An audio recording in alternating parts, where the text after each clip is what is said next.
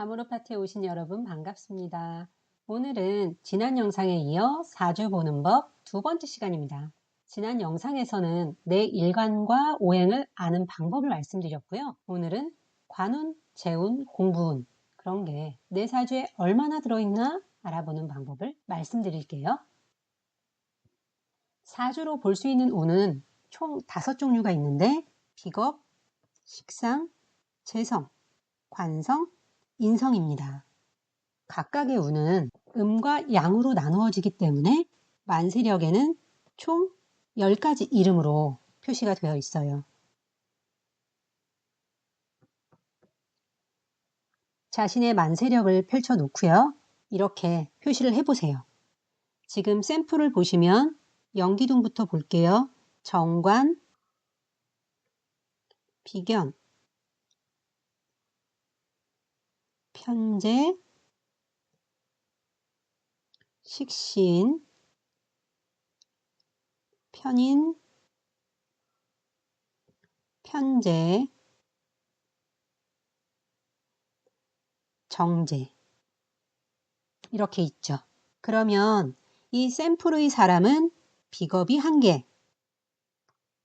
식상이 1개, 재성이 3개, 관성이 1, 인성이 1 이런 사주를 가지고 있네요.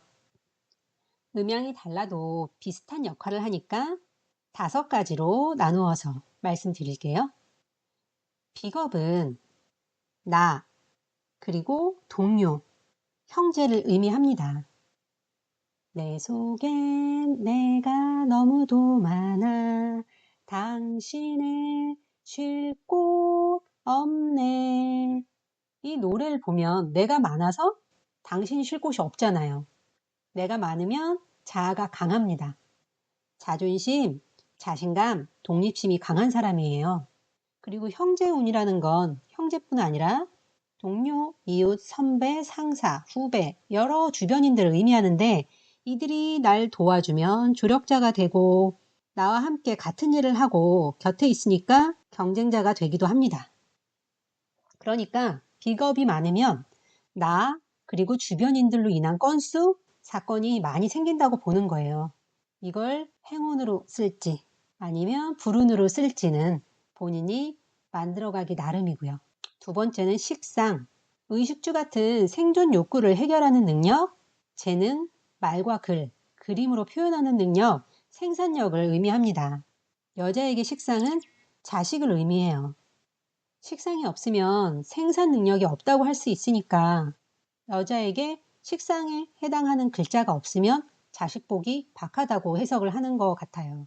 다음은 재성인데요. 재물이나 결과물을 의미합니다. 샘플 사람의 경우는 재성이 3개나 있어요. 굉장히 글자 수가 많죠. 재성이 많으니까 좋을 것 같죠. 그런데 운은 행운과 불운을 모두 포함하는 말이에요. 재성이 많으면 재물이나 결과물을 얻는 일이 자주 일어나고 많이 일어난다고 보긴 해요. 하지만 그걸 행운으로 이끌지 불운으로 이끌지는 개인의 운용 능력에 따라 달라요. 재물을 쉽게 얻으면 탕진하거나 쾌락으로 빠지기도 하고요.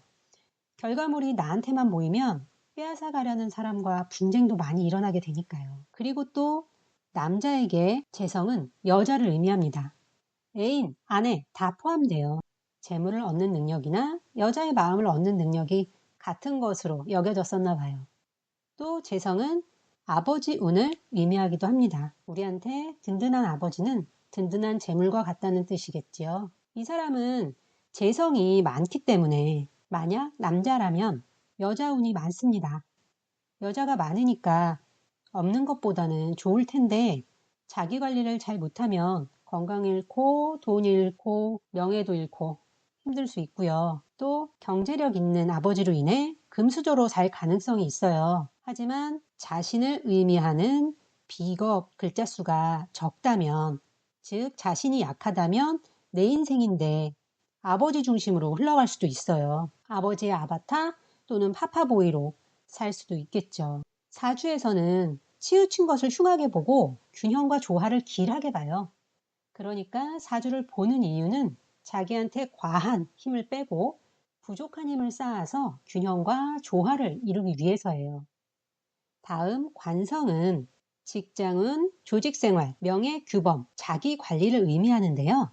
여자에게 관성은 남자를 의미합니다. 관성이라는 것이 조직의 울타리에 들어가는 것, 규범에 자신을 맞추는 것을 뜻하니까 옛날에는 여자에게 관성이 남자운 결혼 운을 의미했던 것 같아요. 여자에게 자식은 생산력을 의미하는 식상이잖아요. 그런데 남자에게는 관성이 자식을 의미합니다. 옛날 사람들의 삶을 추측해 보면요. 농사 짓는 아버지에게 장성에서 힘 좋은 아들은 큰 도움이 됐을 거고, 관직 생활을 하는 아버지에게 과거급제한 자식도 힘이 됐겠죠. 농사일도 관직도 직업이니까 자식이 직업에 도움을 준 거라고 생각하면 타당성이 있어 보여요. 마지막으로 인성. 인성은 공부, 문서, 토지, 운을 의미하는데 그래서 인성 개수가 많으면 서울대 가겠네 이렇게 해석할 수도 있겠지만 이것보다는 이 사람의 기질이 공부를 좋아하고 궁금한 것이 생겼을 때 공부를 통해 해결하고 자꾸 공부할 일이 생기는 사람이라고 보는 게 맞을 것 같아요. 또 인성은 어머니 운을 의미하기도 합니다. 공부를 해야 사람답게 살게 되고 어머니가 길러줘야 어른이 되는 것이니까 둘 다 나를 만든다는 뜻에서 같은 의미로 보여요. 그리고 아주 중요한 것 한 가지가 더 있는데요. 사실 사주는 총 10개 글자를 봐요. 어떻게 해서 10개냐 하면요. 자기가 가지고 있는 글자 10개와 10년 대운이라고 하는 두 글자가 있어요. 이 10년 대운이라는 건 나한테 10년간 영향을 끼치는 기운이에요. 이 두 글자의 힘은 내가 가진 사주보다 더 힘이 세다고 보거든요. 9살까지가 요 두 글자고요.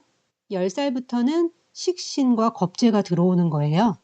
예를 들어서 40살에 들어오는 글자를 보면 흰색 금기운으로 인성이 들어오잖아요. 정의는 공부 문서운이니까 이 시기는 공부하거나 문서를 다룰 일이 자꾸 생기기도 하고 부동산 매매를 하거나 공부를 하면 손해 없이 순탄하게 이어간다고 볼 수 있어요. 다른 면으로 보면 사업을 하거나 취직을 하는 것처럼 뭔가 새로운 일을 벌이는 것, 확장하는 것을 하기에는 적합하지 않다고 볼 수도 있고요. 이제 만세력을 보실 수 있겠죠. 마지막으로 자기 사주를 보기 위해 어떻게 해야 할지 순서대로 정리해 드리겠습니다. 먼저 만세력 어플을 다운받는다. 그리고 내 생일을 입력한다. 오른쪽에서 세 번째 기둥인 일주에 어떤 글자가 있는지 본다. 그리고 본원의 색깔을 통해 오행을 찾는다. 그리고 본원의 색깔로 찾은 오행과 자신의 일주를 인터넷에서 검색해보면 그 특징을 알 수 있겠죠. 그리고 사주팔자, 10년 대운 이렇게 10글자로 육친이라는 게 방금 본 5가지 운이에요. 육친의 구성이 어떠한지를 파악한다. 자신의 사주를 파악했으면 균형을 잡기 위해서 내가 채워야 할 것과 비워야 할 것이 무엇인지 기억하는 것. 이게 사주를 보는 이유예요. 지금까지 재밌게 잘 보셨나요? 원래 사주는 오행 간의 관계를 아는 게 중요하거든요.